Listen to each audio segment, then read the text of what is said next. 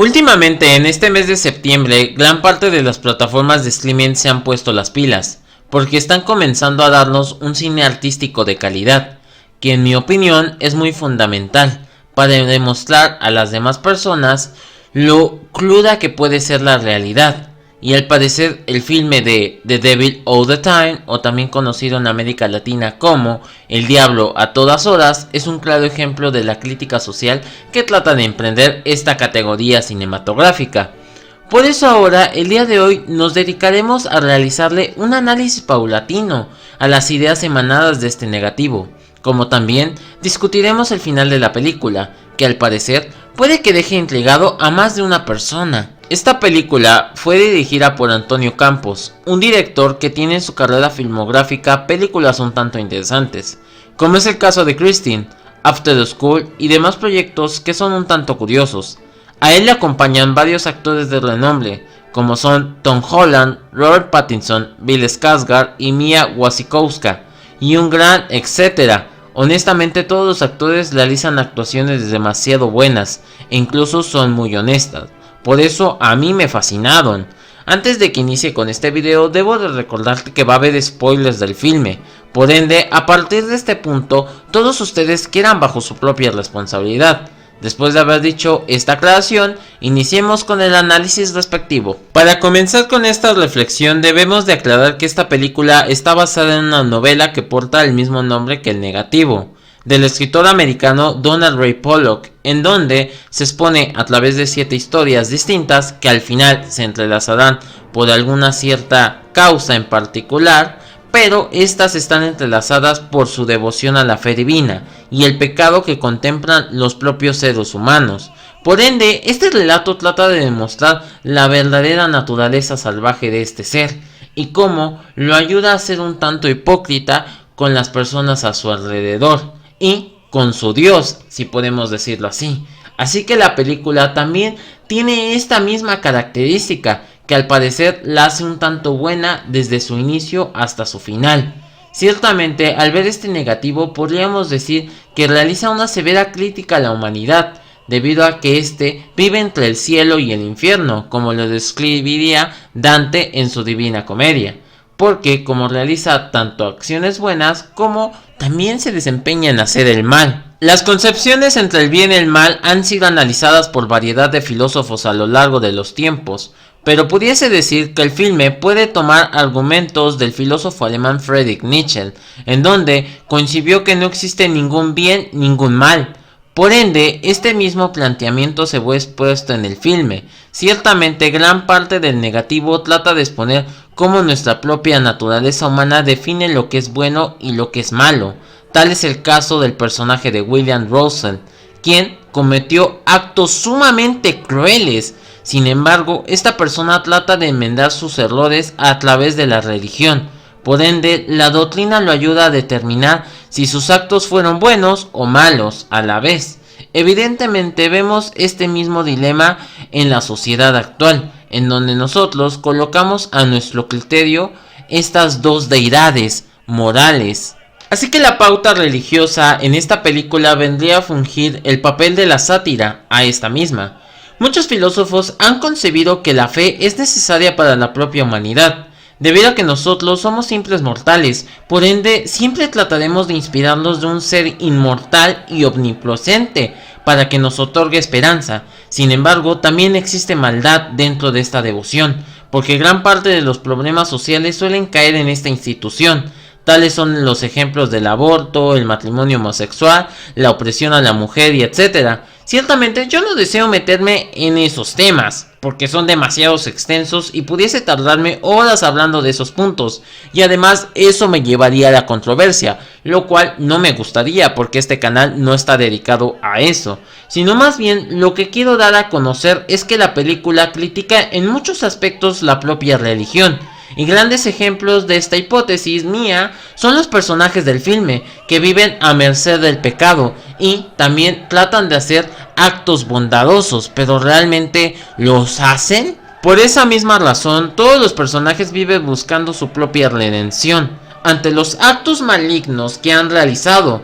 Y un gran ejemplo de esto es Arvin, quien después de matar al predicador y hacer unos cuantos enfrentamientos más con los demás personajes del negativo, se decide por caminar en la carretera solitariamente, lleno de esperanzas a que todo esto no hubiese sucedido, pero a la vez no siente algún arrepentimiento por sus actos, debido a que él concierne que a pesar de la malicia en sus acciones, encontró la bondad al realizar tales cosas como el asesinato. Con esto podemos entender que nosotros nos encontramos emergidos en la misma línea que Arvin. Todos los días realicemos actos que son buenos para nosotros, sin embargo para otros pueden ser malos. Asimismo, me gustaría recalcar el personaje del predicador, que podemos definirlo como un personaje un tanto antimoral, que con mucho orgullo determina su fe ante Dios, pero a su vez el sujeto es un tipo de lo peor.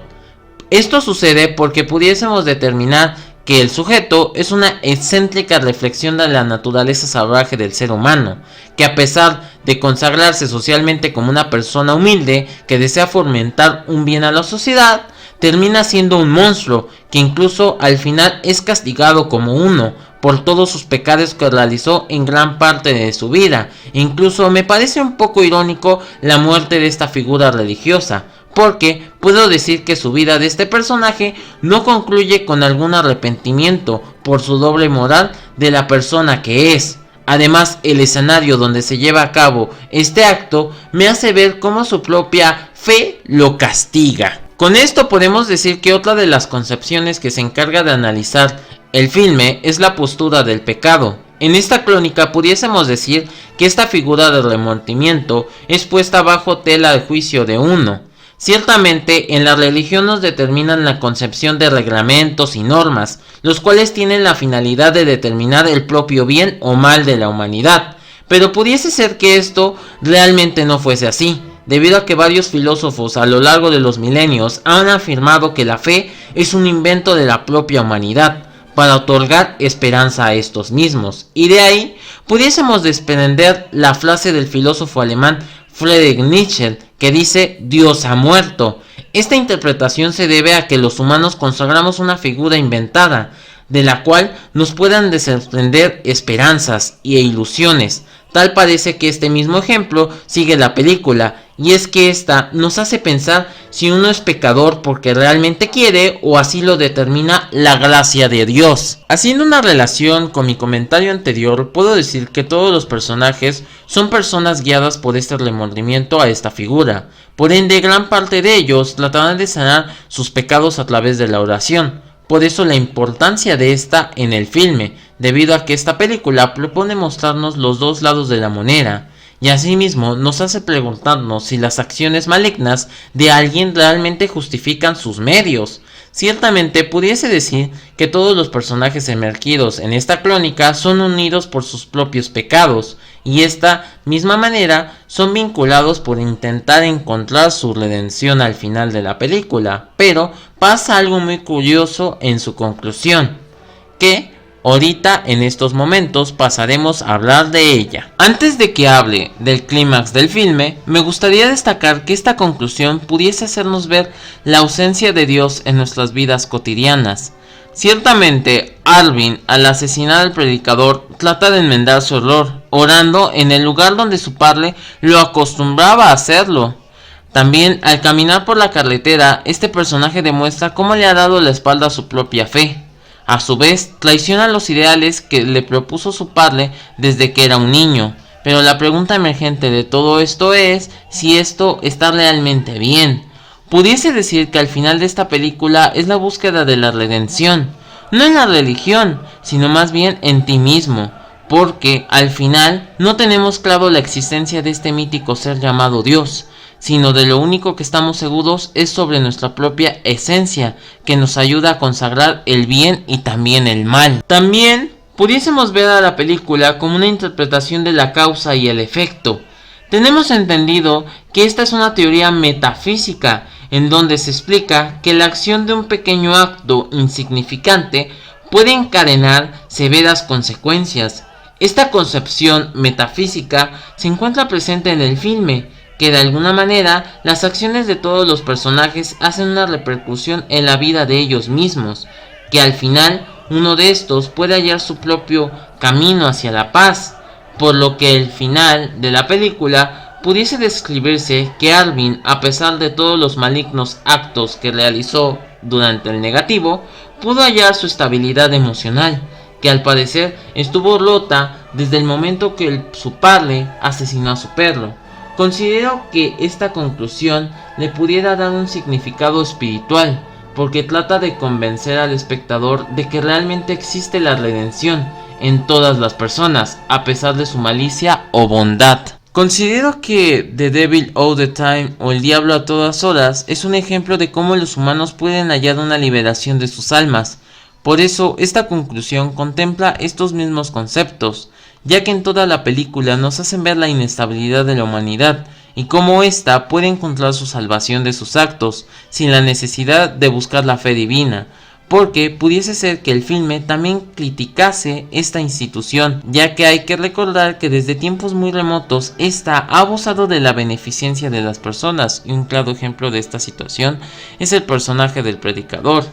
Todo esto es planteado en el propio filme, debido a que hay que centrarnos en la propia humanidad y olvidar por completo la figura de Dios, porque al final el diablo está presente a todas horas con él, y con este comentario puedo darle un digno final a este video. Antes de que me vaya, me gustaría decirte que ojalá pudieras suscribirte a este canal, para que así mi comunidad siga aumentando en número. Espero que al final del año sí podamos llegar a los 2000 suscriptores, ya que eso realmente me agradaría, y realmente agradezco a todos mis suscriptores que ven mis videos. Pero si ya estás suscrito, activa la campanita mamona de YouTube, para que sepas cuando subo un nuevo video. Pues eso sería todo, camaradas. Esto ha sido Mr. Films y los veo para otra vuelta. Bye.